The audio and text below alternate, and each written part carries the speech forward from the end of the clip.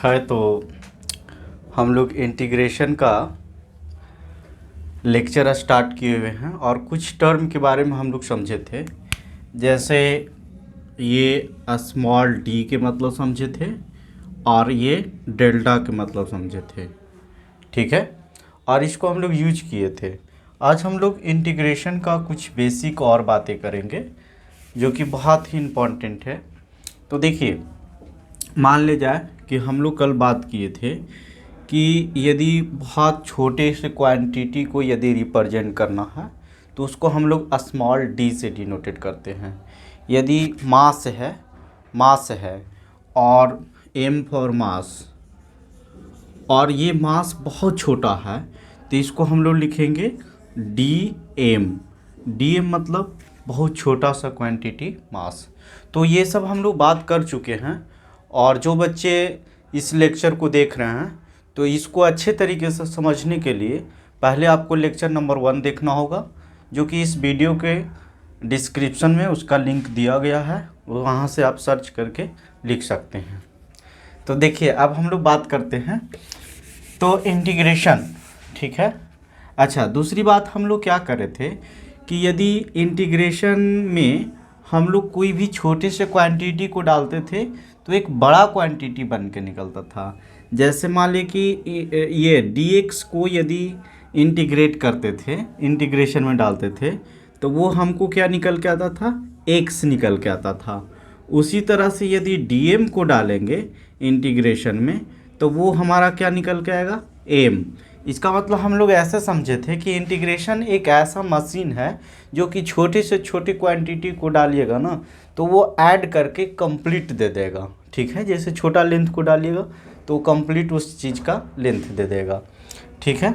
और फिर हम लोग और क्या बेसिक बात किए थे, बेसिक बात ये किए थे ना कि जैसे मान लीजिए कि सी डी एक्स, इसका इंटीग्रेशन हम लोग समझ गए थे कि इसका होता है सी एक्स, ठीक है। और उसके बाद में हम लोग जैसे एग्जांपल एक हम देखते हैं कि इस पे एग्जांपल जैसे मान लीजिए कि 4dx था तो इसका इंटीग्रेशन क्या हो जाएगा, 4x हो जाएगा, ठीक है। फिर दूसरा देखते हैं कि जैसे 4dm होगा तो इसका इंटीग्रेशन क्या हो जाएगा, 4m हो जाएगा, ठीक है। यानी इसका मतलब हम लोग क्या समझे थे कि जैसे देखिए कि इंटीग्रेशन 4dx है तो हम लोग कांस्टेंट टर्म को बाहर निकालते हैं। तो कांस्टेंट टर्म को यहाँ 4 बाहर निकाल लेंगे और dx का इंटीग्रेशन क्या हो जाएगा, x हो जाएगा। तब 4 और इंटू में x तो 4x हो जाएगा। तो इस तरह से हम लोग इसको समझेंगे कि कांस्टेंट टर्म में यदि इंटीग्रेशन में आए तो उसको हम लोग बाहर निकाल के और इंटीग्रेट करते हैं। अब हम लोग दूसरी बात देखते हैं। जैसे मान ले जाए कि इस तरह का इंटीग्रेशन आ गया, u plus minus v plus minus w, यानी सम में आ गया और इसको dx के रिस्पेक्ट में इसको क्या करना है, इंटीग्रेट करना है, ठीक है। तो इसके लिए हम लोग क्या करते हैं कि इसके लिए हम लोग सबको अलग करते हैं। जैसे ऐसे लिखेंगे, d इंटीग्रेट का साइन लगाएंगे u dx, और यदि प्लस माइनस रहेगा तो plus minus integrate v dx plus minus integrate, ये w है तो इसको w को कर लेते हैं w dx। इसका कहने का मतलब ये है ना कि यदि u भी w प्लस माइनस में रहेगा तो प्लस माइनस लगा के और उसको इंटीग्रेट लगा के हम लोग अलग कर देंगे। जैसे इसका एग्जांपल आप समझिए, एग्जांपल से क्लियर हो जाएगा कि यदि मान लिया जाए कि हमारा इंटीग्रेशन ऐसे आ जाए, 4x प्लस में 6x स्क्वायर प्लस में 8 और इसको इंटीग्रेट करना है, ठीक है।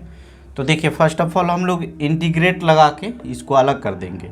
तो देखिए यहाँ पे इसको सॉल्व करते हैं तो ये हो जाएगा 4d, ऐसे 4x dx प्लस और 6x² dx हो जाएगा और प्लस 8 dx हो जाएगा।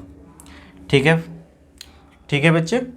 तो यहाँ पे 4x, देखिए यहाँ 4x था तो 4x इसके साथ dx लगा दिया, इंटीग्रेशन का साइन दे दिया और सबको अलग कर दिया। अच्छा, अभी हम लोग एक बात और प्रीवियस क्लास में बात किए थे कि यदि इंटीग्रेशन में x पे पावर n था और dx था तो इसका इंटीग्रेशन हम लोग जानते थे x और पावर में 1 ऐड कर देंगे और इसी से इसको क्या कर देंगे, डिवाइड कर देंगे और प्लस में c, ये बात लिखे थे। तो अच्छा, इसका तो हम लोग अच्छी तरीके से जानते हैं। तो देखिए यहाँ पे पहले कांस्टेंट टर्म को बाहर निकाल लेते हैं। तो 4 है और इसको बाहर निकाल लिया और ये हो गया x dx, यहाँ पे बच गया, प्लस यहाँ 6 कांस्टेंट टर्म है तो इसको बाहर निकाल लिए और ये हो गया x² dx हो गया और यहाँ पे क्या हो गया, 8 कांस्टेंट टर्म हो गया और ये dx बचा। तो देखिए यहाँ पे इसको लिखते हैं तो ये हो जाएगा 4 और फोर इंटू एक्स पे पावर कुछ नहीं है तो क्या है 1 है, तो इस पे हो जाएगा x और पावर में 1 ऐड करेंगे और इसी से इसको क्या कर देंगे, डिवाइड दे देंगे, प्लस 6 और इंटू में x और इस पे पावर में 1 ऐड कर देंगे और इसी से इसको क्या कर देंगे, डिवाइड दे देंगे। और इसका तो आप लोग जानते हैं 8 और इसका क्या हो जाएगा x। ठीक है, तो इतना तक लिख लीजिए, फिर हम लोग इसको अब आगे सॉल्व कर लेते हैं। तो लिखिए,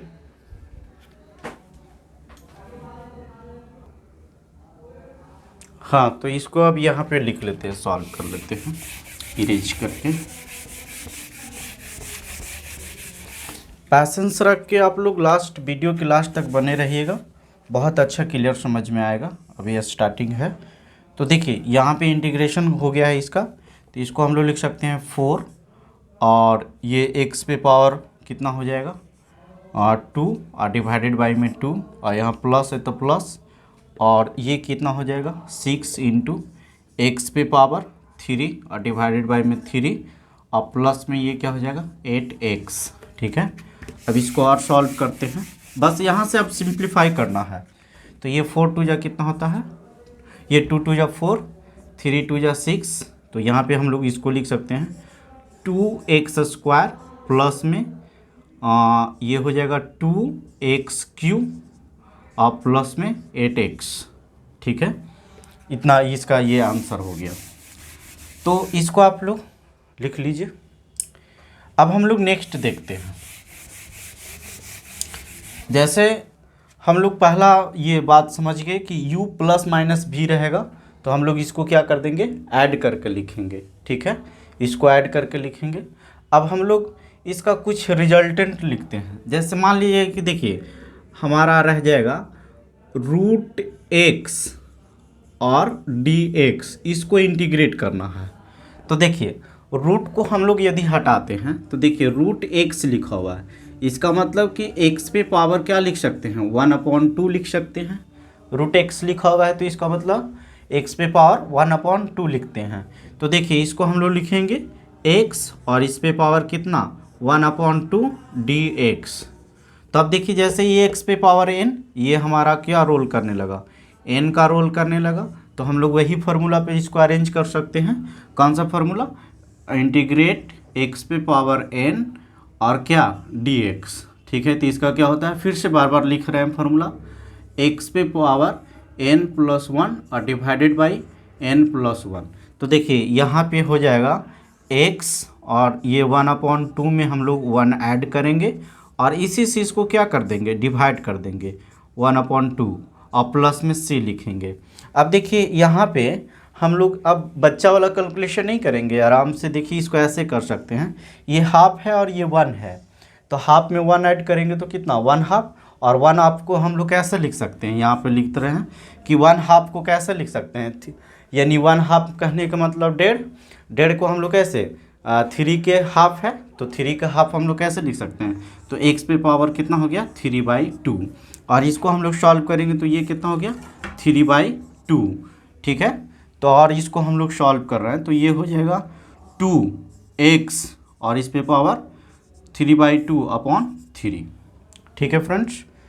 तो रूट एक्स का हम लोग इस तरह से इंटीग्रेशन, यानी इसका मतलब कि हम लोग x पे पावर n का उसी पर इसको अरेंज करके हम लोग इसको फाइंड आउट कर लिए। ठीक है। अब देखिए हम लोग और भी इस पे बात करते हैं। जैसे मान लीजिए कि ऐसे दे दिया क्वेश्चन आपको, देखिए कहीं ना कहीं आपका ये इस रिजल्ट का डायरेक्ट भी आप यूज कर सकते हैं। ठीक है। इसका मतलब कि आपको ऐसे दे दिया इंटीग्रेशन, अभी क्या आया था, अभी रिजल्ट जो आया था ये रूट एक्स डी एक्स। ठीक है। तो इसका इंटीग्रेशन आप डायरेक्ट याद रख सकते हैं कि ये 2x 3/2 डिवाइडेड बाई 3 ये हो जाएगा। अच्छा, आपका इंटीग्रेशन ऐसे दे दिया कि 1/√x dx। तो अभी तक देखिए जितना फार्मूला पढ़े हैं, अभी बस एक ही फार्मूला हम लोग पढ़े हैं, x पे पावर n। तो कोशिश करेंगे कि उसी पर अरेंज करें। तो देखिए इसको हम लोग आराम से अरेंज कर सकते हैं। फिर वही फंडा अपनाएंगे कि जैसे √x है, इसका मतलब x पे पावर क्या लिख सकते हैं 1/2। तो यहाँ भी लिखेंगे कि इंटीग्रेशन 1/x पे पावर 1/2 dx। ठीक है। अब देखिए इसको मान लीजिए कि ये डिवाइड में है, इसको हम ऊपर x पे पावर n, यानी वो डिवाइड में तो फार्मूला लगता नहीं है, तो हम लोग इसको देखिए उसी फार्मूला पर इसको ऐसे लिख सकते हैं x पे पावर -1/2 dx। चूँकि इसका क्या होता है, इसका फंडा होता है कि यदि मान लीजिए कि x पे पावर -2 है तो इसको प्लस करने के लिए हम लोग रेसिप्रोकल कर देते हैं। तो यही बात यहाँ पे हो गया कि ये यहाँ पे प्लस में था तो ऊपर किए तो नेगेटिव हो गया। अब हमारा ये n का रोल करने लगा, ये किसका रोल कर रहा है, n का। तो हम लोग यही फार्मूला इस पर अप्लाई कर देते हैं। तो ये क्या हो जाएगा x और ये -1/2 और +1, और इसी से इसको क्या करना है, डिवाइड देना है और ऐड करना है। ठीक है। पावर में 1 ऐड करना है और उसी में पावर में 1 ऐड करके इसको डिवाइड देना है। तो देखिए हाफ, ये देखिए माइनस में हाफ है और ये 1 है, तो 1 में से हाफ जाएगा तो कितना बचेगा, हाफ। तो ये हम इसको लिख सकते हैं x पे पावर 1/2, और यहाँ पे क्या हो जाएगा, यहाँ भी माइनस में रहेगा, ये देखिए चूँकि नेगेटिव है उसी से, तो यहाँ भी क्या हो जाएगा 1/2। अच्छा, इस बात को समझ रहे हैं ना, ये डिवाइड में है, तो डिवाइड में है तो इसको हम देखिए बहुत बेसिक से अभी लेक्चर चलेंगे, एक एक कैलकुलेशन आपको मैं बताऊंगा, उसके बाद में मैं धीरे धीरे कैलकुलेशन का पार्ट छोड़ूंगा, क्योंकि आप लोग देखिए यहाँ पे कैसे हो रहा है। तो देखिए यहाँ पे हम लोग इसको लिख सकते हैं x पे पावर 1/2, और इसके साथ में क्या है, डिवाइड में है, यानी बड़ा वाला डिवाइड में 1/2, तो इसके साथ में मल्टीप्लाइड में चेंज करूँगा इसको, तो इसका मतलब कि क्या हो जाएगा, ये 2/1। तो इसको हम लोग लिख सकते हैं, क्या लिख सकते हैं, x पे पावर 1/2। इसका मतलब कि हम लोग यहाँ पे फाइनल रिजल्ट लिख सकते हैं। इसको क्या लिख सकते हैं, ये 2 लिखा हुआ है, 2 और x पे पावर 1/2, तो x पे पावर 1/2 इसको √x लिख सकते हैं, तो इसको लिखेंगे √x। ठीक है। तो इसका मतलब हम लोग 1/√x रहेगा, तो इसका डिफरेंस इंटीग्रेशन जो हो जाएगा 2√x हो जाएगा।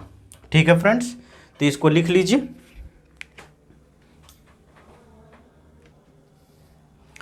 अब हम लोग कुछ इंटीग्रेशन का स्टैंडर्ड रिजल्ट है जिसको लिख लेते हैं, जैसा हम लोग फिर उसको याद करने के बाद में डायरेक्ट हम लोग उसको अप्लाई करेंगे। ठीक है। तो देखिए सम स्टैंडर्ड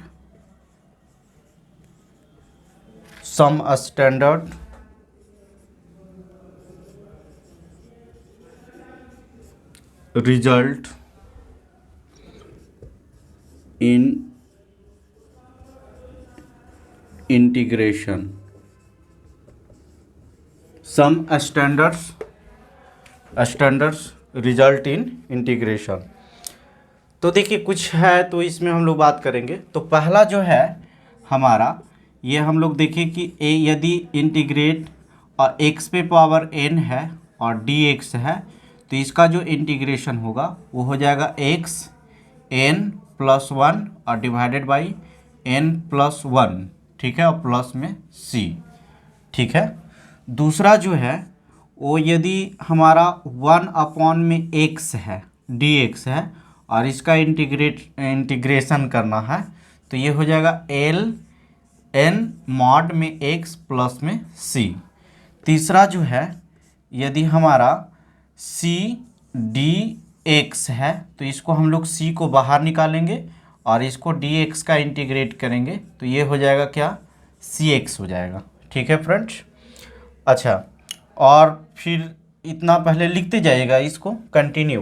पहले हम लोग क्या देखें, x पे पावर n रहेगा तो उसका इंटीग्रेशन क्या हो जाएगा, x n+1 divided by n+1। अच्छा, 1 में x रहेगा तो इसका क्या हो जाएगा, ln मॉड में x प्लस में c, और c dx रह जाएगा तो इसका क्या हो जाएगा, cx। ठीक है। अब हम लोग नेक्स्ट लिखते हैं कि यदि इंटीग्रेशन में हमारा साइन x रह जाएगा, ठीक है, इंटीग्रेशन में हमारा क्या रह जाएगा, साइन x डी, अच्छा पूरा लिखते हैं,